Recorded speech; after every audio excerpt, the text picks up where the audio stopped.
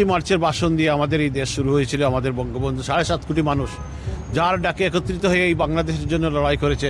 আপনারা সবাই জানেন, যদি বঙ্গবন্ধু না হতেন এই বাংলাদেশ হতো না। আর এই বাংলাদেশ বঙ্গবন্ধুই বাংলাদেশ।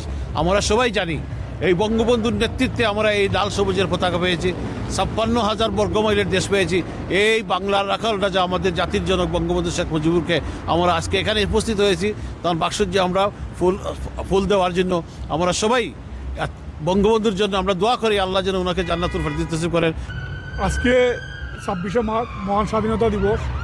মহান আল্লাহ তাআলার কাছে প্রথমে আমরা কৃতজ্ঞতা প্রকাশ করি। বঙ্গবন্ধুর মতো একজন নেতাকে বাংলাদেশে নির্ধারণ করে পাঠিয়েছিলেন এবং এই বঙ্গবন্ধুর মাধ্যমে 7ই মার্চ ভাষণ হয়েছিল এবং এই 7ই মার্চের ভাষণের পর বাংলাদেশ স্বাধীনতা হয়েছে। এই জন্য শুকরিয়া আদা করি আল্লাহর কাছে, আলহামদুলিল্লাহ। এবং আমরা বঙ্গবন্ধু মেমোরিয়াল সোসাইটির ইউকের পক্ষ থেকে এখানে আমরা ফুল দিয়েছি। আমরা আশা করি অচিরেই বাংলাদেশে একটি একাত্তরের এবং স্বাধীনতা বিশ্বাসের একটা সরকার আসবে। আজকে 26শে মার্চ মহান স্বাধীনতা দিবস। আমরা বঙ্গবন্ধু মেমোরিয়াল সোসাইটি ইউকের পক্ষ থেকে জাতির জনকের ভাস্কর্যের সামনে তিস্রক শহীদান এবং বঙ্গবন্ধুর প্রতি শ্রদ্ধা জ্ঞাপন করার জন্য আমরা ফুলের তুরা সংগঠনের পক্ষ থেকে উপহার দিয়েছি।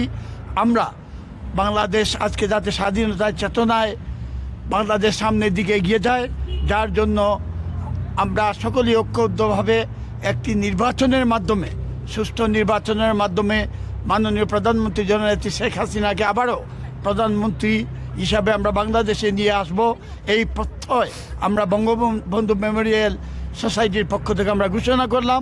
জয় বাংলা, জয় বঙ্গবন্ধু, জয় বঙ্গবন্ধু মেমোরিয়াল সোসাইটি ইউকে।